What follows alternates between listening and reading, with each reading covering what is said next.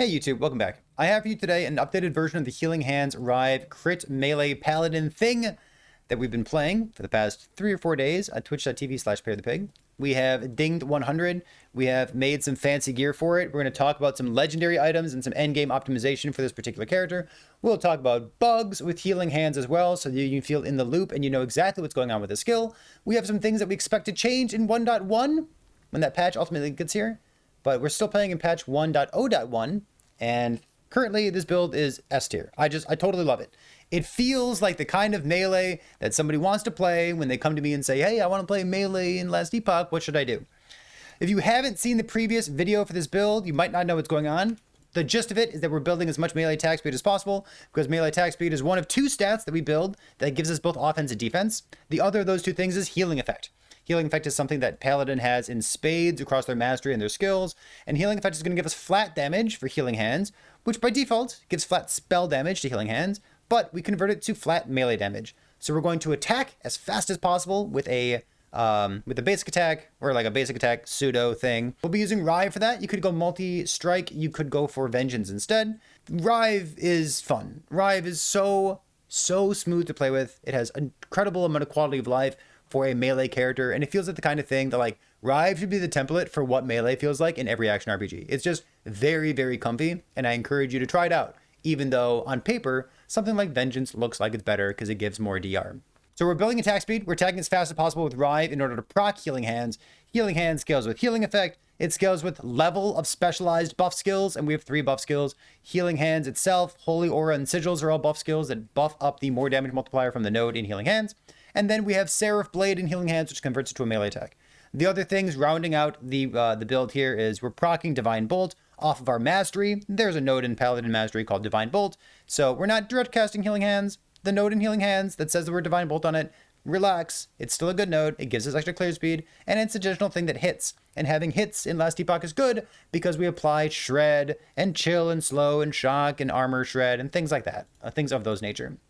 So that is the gist of this build. We're attacking as fast as possible. We're building melee critical strike chance to scale melee damage, and that comes together quite well. The bugs in this build, before we talk about the intricacies of this build, I want to talk about the bugs so you know what's going on. There are some goofy bugs in Healing Hands. Let's talk about those all one by one right now.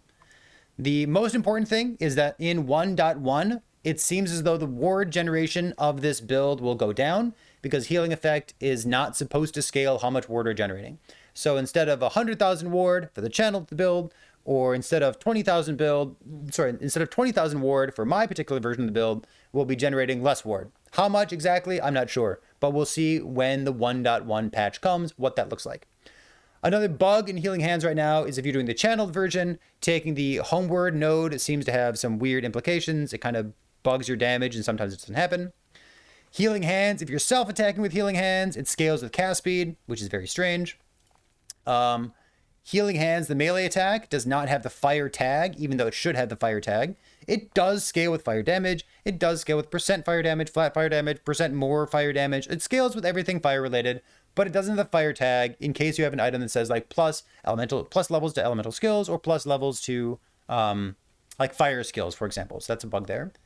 I think that about does it for bugs in Healing Hands. Just a couple odds and ends around the area there. Let's talk about the blessing, or sorry, not the blessings, but the gear, the mastery, and the skills. And then we'll talk about the endgame optimizations. You can always use the YouTube chapters to skip around if that's something that you're more interested in. So leveling this build, because we're going to talk about the mastery first. This build is Gucci smooth. It is so good when it comes to leveling. You can level with Rive, which is what I did to end melee stuff. You can level with Hammer Throw. If you want to play like Holy Trail Javelin, I love Holy Trail Javelin. It's really fast for leveling, especially when you're proccing it with the spear off of the lunge node. But for us, I leveled with Rive because I wanted to know how it felt, and it felt amazing. I totally recommend it to you. When you get your mastery around level 15, you spec into Paladin. You click on every single node that says Healing Effect, because Healing Effect gives you both healing, which makes you feel comfy and safe while leveling, but it also gives you damage, and that's awesome. So every single node that says Healing Effect on it is something that we're interested in. 5 points into Healing Hands, and the very first thing we do in Healing Hands is have it procced off of melee attack with the Cleric Hammer node. Rounding out the rest of our master here, we have a couple things like some armor while holding a shield. Incidentally, this scales some of the spell stuff in our build, but we don't really care about that. It's just for armor, and you can flex this however you'd like to. We have some movement speed and percent increased damage at the top here, which is great. And then we have 5 points into Void Knight to give us access to the Volatile Reversal skill, which is probably the best skill in Last Epoch. So we use this because it's insane. And then we also have 1 point in block, 1 point in block here, and 1 point in block here because we're using a shield. One of the main advantages of using 2 melee weapons and dual wielding in Last Epoch is you get a lot of flat damage that way.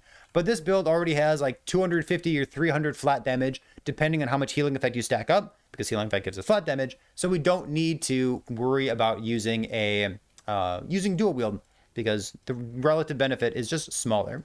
We're still a Sentinel. We're still relatively squishy. The floor on Sentinel is quite high when it comes to gearing up and being tanky, but the ceiling on Sentinel for how much tankiness you can get is a little bit low. Having so much armor on our base types these days is great. Plus 700 armor is a tremendous amount of armor, but it still feels very good to use a shield. So I'm going to recommend that you use a shield as well when you play this character here. We have some good offensive and some good defensive options for unique items with LP later on when we get to that point. Going over the skills real quick, Rive is the first thing that I started leveling with. I'm playing second hit Rive. Second hit Rive means you get a bunch of melee attack speed. The third hit has a slower attack on it, and if you're playing Rive as a source of damage, you should play third hit Rive. However, if you're using Rive to like buff up your build or proc Healing Hands is the brunt of my damage, so that's why we're coming all the way down here to skip the third strike and get even more melee attack speed. The insane quality of life that Rive gets comes from the second hit pull. It has a mana cost on it. Make sure that you have a bunch of points into Time and Faith, which is in your base mastery tree. This gives you a bunch of mana gained when you attack. So even though my mana goes down periodically when I chug my sigils, I can still get that mana back very quickly when I am punching stuff. So we have 0 mana problems in this build because we have Time and Faith here. For the rest of the Rive skill tree, I'm going crit, and I value having another 100, it's about 100, you can do math yourself, but it's about 100% increased critical strike chance off the Adrenaline node, and this is a nice way to juice up our crit. We have some Armor Shred here, and we have the Indomitable node. The Indomitable node makes everyone in Twitch chat say, why is there a purple thing, or not a purple thing, but why is there a red frisbee shooting out? And the red frisbee that's shooting out is the Indomitable node from Rive, and that node, it really doesn't do much damage. It's there to apply a hit. So it applies Armor Shred, Fire Shred, Chill, Shock, Slow, whatever ailments you have. It's just a little nice thing to have that gives you an extra hit. So that's, if you don't like it, don't take it, but that's the only reason it's there. For our Healing Hands skill tree, there's a couple important things. If you're leveling this, the very first thing you do, put 4 points in Cleric Hammers to have it proc off of melee attack. After that, I would grab all of our more multipliers. I guess after that, I would really take the minus mana cost. All right, let's take the minus mana cost node. So make it hits, have it proc, 100% chance. I would grab the minus mana cost node here because that makes it a little bit smoother. And then I would grab all the more multiplier on the right side of the tree, this, and I would even grab even more damage from the Prayer of the Fallen node as well. And then at some point, when you get to the point where like you're stacking up more melee things, like melee critical strike chance, that's the differentiator for when you want to grab Seraph Blade as well. Because whether this build is scaling spell damage or melee damage, it's very, very similar. But the benefit of being melee is that we get things like Shred Armor on melee hits, and then things like this as well. Shred Armor on hit with fire skills. I guess that's both. But yeah, the Shred Armor on melee hit is probably the most important one. And then once you go crit, you get melee critical strike chance in your weapon. And we need to convert Healing Hands to melee in order to do that. I'm sure there's a good spell version of it out there somewhere, but this is how I've chosen to do it, and I think it's quite good. The last thing to talk about in the Healing Hands skill tree is the bottom left side right here, Urgent Healing.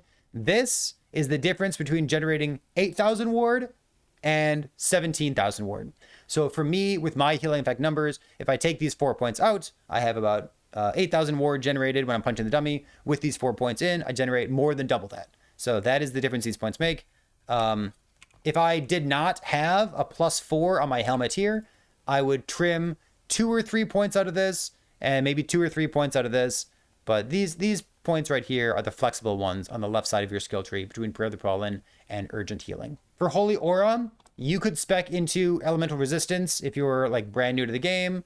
It's a nice cozy leveling experience with the Elemental Resistance here. But realistically, we don't need this, so we're not going to take it. We're going to grab all the attack speed, which is great, critical strike chance once we go crit, and then all this stuff up here. What these nodes do on the right side, even though we're scaling healing effect and the brunt of our damage comes from healing hands, what this does is it makes it really, really good clear speed because we apply a debuff to the enemy, and once that debuff reaches enough stacks, it explodes and it deals AoE damage. So if we have a whole pack of enemies in front of us, our Rive vacuums enemies in, and we hit all of them, and they all get that debuff, and they all explode, and they all shotgun each other. So what does that mean? It means the clear speed from this build, even though we're a melee build and we're just kind of walking around punching stuff, it's really satisfying, and it's really quick to kill a lot of trash monsters with this fire explosion on the top right side of Holy Aura. If you wanted to flex some points around, you can go healing effect over here. You can go poison res as well. I intended to use a Quicksilver ring with 2 or 3 LP in order to get haste on hit. And for a long time, I was using Holy Aura 1, 2, 3, 4, 5, 6, 7. 7 points literally just to get haste because I wasn't using this for a while. But haste is a nice thing to get in your build. I encourage you to try to get that because the base movement speed of Sentinel is a little bit low and it's nice to run quickly. I like movement speed. It's pretty good. Volatile Reversal. This is the arguably best skill in the game. If you've seen the other video on YouTube, it is the best skill in the game because I think it's absolutely insane. The TLDR of Volatile Reversal is that everything on this skill stacks multiple times, sometimes twice, sometimes times 6. So we have this node down here, enemies take % increased damage. It says 30, it means 60 because we're hitting with 2 Void Rifts on Volatile Reversal. We have attack and cast speed, movement speed, and we have infinite mana already because we don't really spend much mana, and we gain mana back when we attack with Rive. So we will just disable the mana restore and disable the health restore there. Last but not least is Sigils of Hope. I think the only flexible thing for you to decide is how much do you value block chance and how much do you value having them instant cast in case you want to just continue holding down right click instead of stopping on a boss to do that every once in a while. For the most part, Sigils of Hope are automated because we're generating them on kill. We have the duration here to make them a little bit smoother. +1, they give flat damage by default. They give a bunch of healing effect, and they give us nice block numbers. So with 1, 2, 3, 4, you'll see that I have 76% block chance. You can cap your block chance if you're a tryhard. You can get a 2 LP shield and get even more block on that. You can take the block blessing. You can block on this. You can block cap on this build if you're interested in doing that. It is a possibility for you. We talked about our mastery. We talked about our skills here. Let's talk about our gear as well. A couple of the end game itemization, the unique items, I'm going to call out as interesting. For leveling, you don't need anything. If you want to play this build, you do not need a single thing. On your loot filter, go for melee attack speed and go for healing effect. And then round out the rest of it. Like you want some crit avoid, you want some health, you want some resistances. Yeah, you can figure that out. But the TLDR for this build is we want plus levels to healing hands because we use those well. We want as much attack speed as possible. You'd like to have attack speed on your gloves. Me, a very unfortunate, very unlucky person, I do not have melee attack speed on my gloves. But in general, as much melee attack speed as you could possibly get, while also filling out the mandatory stuff like resistances in life. So, for our items, once you go crit, you would like to have something like this, an Eagle Wing. The Eagle Wing has that 4 melee, the +4 crit chance implicit modifier, and then as an explicit, the purple text here, you have the +10, which is the tier 7 modifier for plus crit. Getting all that crit feels really good because we don't have any crit on Holy Aura. We also don't have any crit on Healing Hands. So we need as much flat critical strike chance as we can get to make the build feel good. And this is the best way of doing that. Unless you have insane luck with making LP items. But we'll get to that point. For your body armor, remember in terms of your gearing process, you need at least one affix that says current health lost per second and current health gained as ward per second. You need that affix somewhere in your build. The rationale for that is that the Healing Hands node called Divine Barrier, it checks your build to see whether you're a ward build, and it uses this as an indicator to check the box, is this person playing a ward build? So we tell the game, oh, we're playing a ward build, and then the Healing Hand says, oh, you're playing a ward build. Here, have a bunch of ward. So that's the gist of having this missing health gained as ward per second affix somewhere in your gear. You could use Exsanguinous. Technically, it would be hilarious. I'd rather have a chest piece with 700 armor on it, but technically you could use an Exsanguinous as well, and then that frees up a prefix or a sealed modifier on your gloves instead.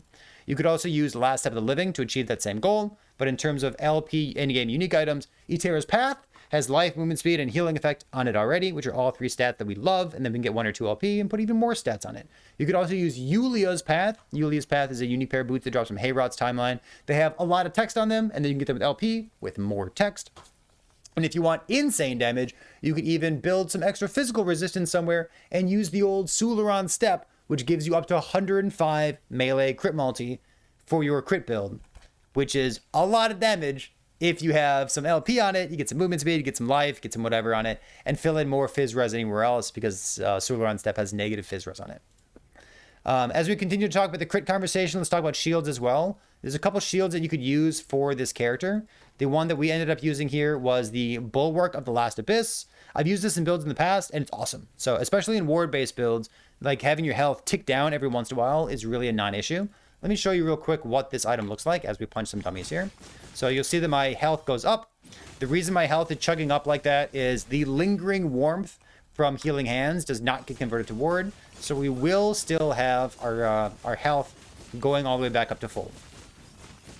So every time my health chunks down like that, I'm gaining the Apocalypse buff from this thing.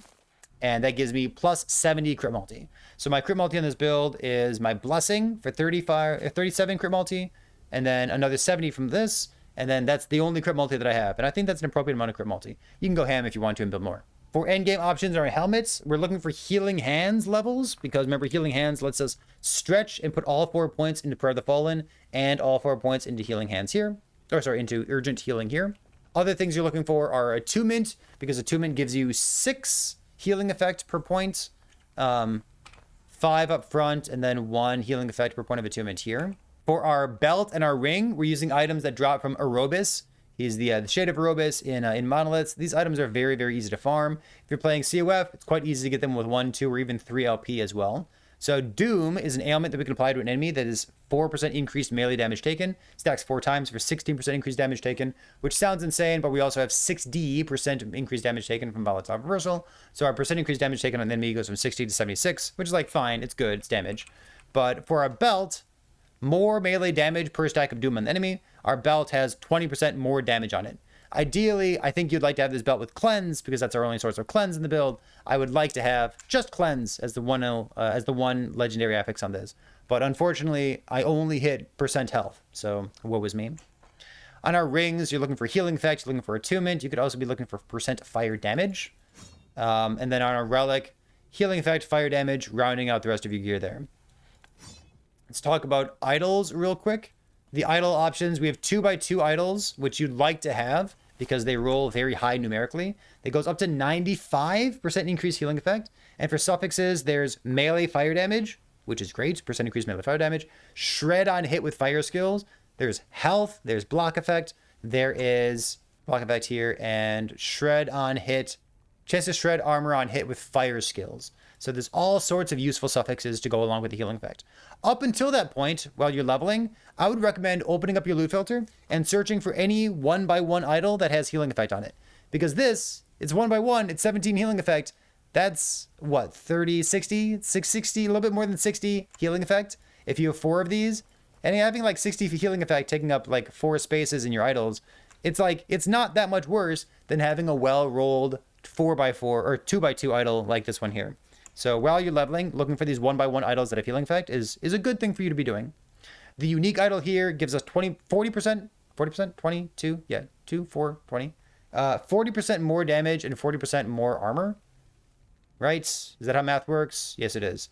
40% more damage, 40% more armor. So this is a great thing for any fire or coal-based build to be using with their idols here. Let's talk about legendaries for amulet, legendaries for weapon, and legendary for our gloves, because I forgot to talk about it previously.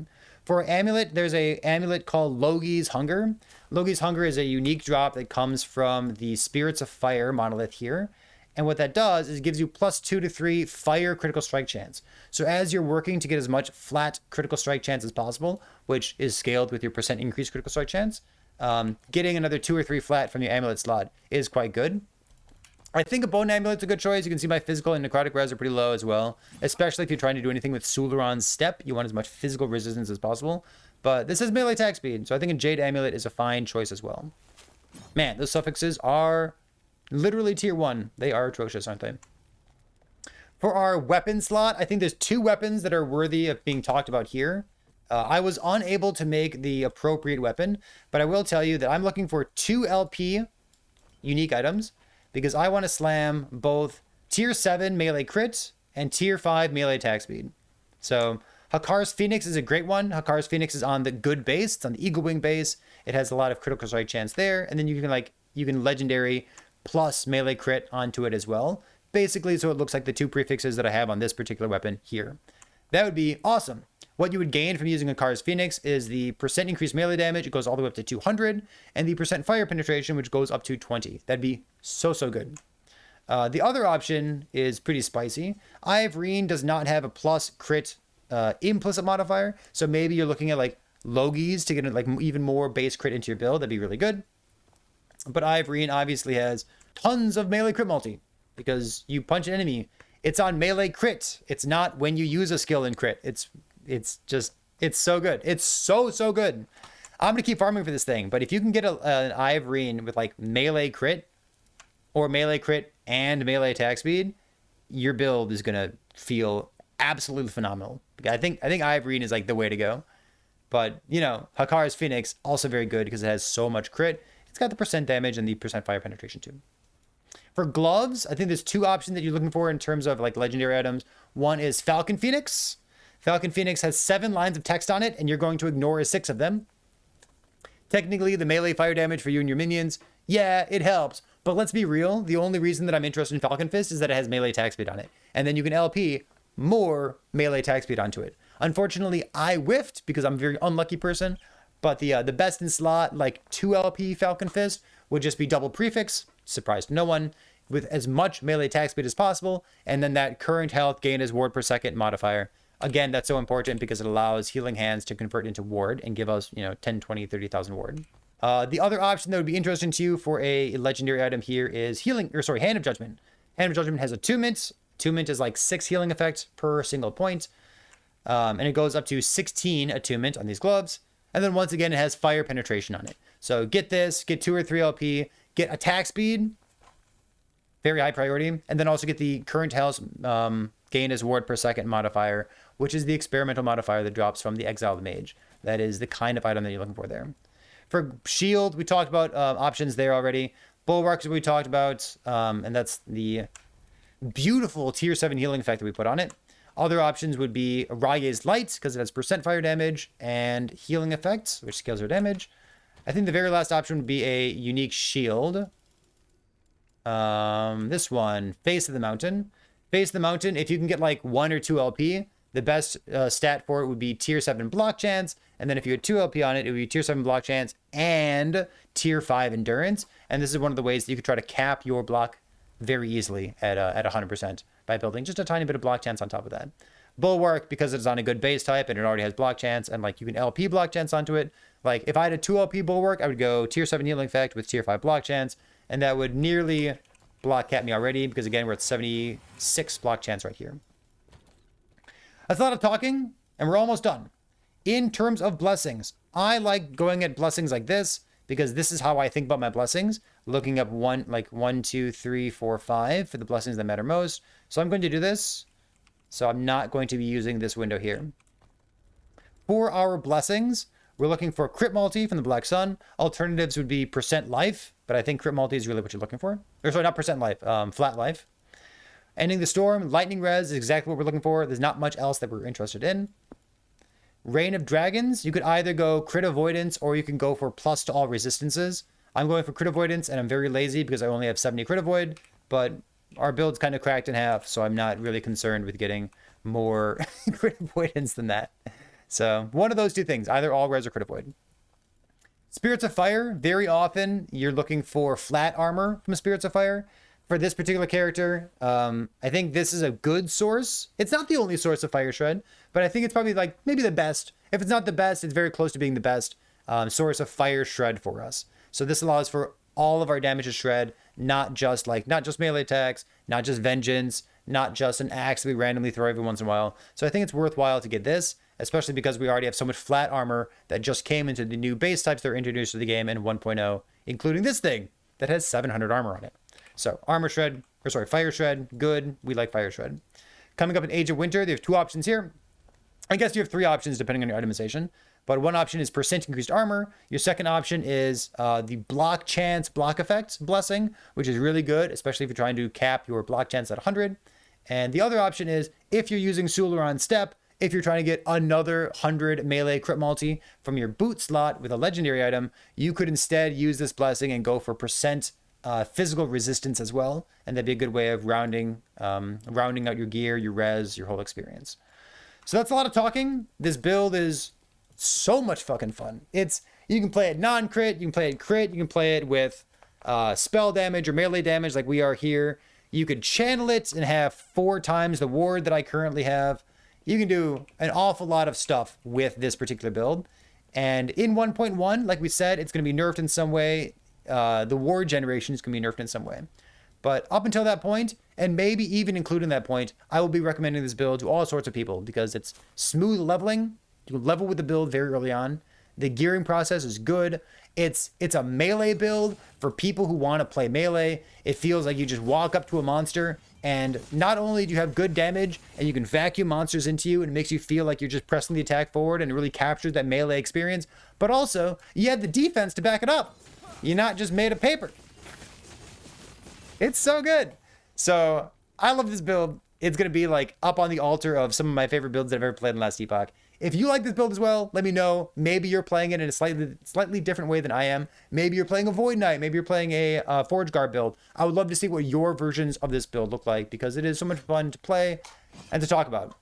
So that does it. We're going to play this character a little bit longer and then pivot on to something else. I might be re-rolling today. We'll see.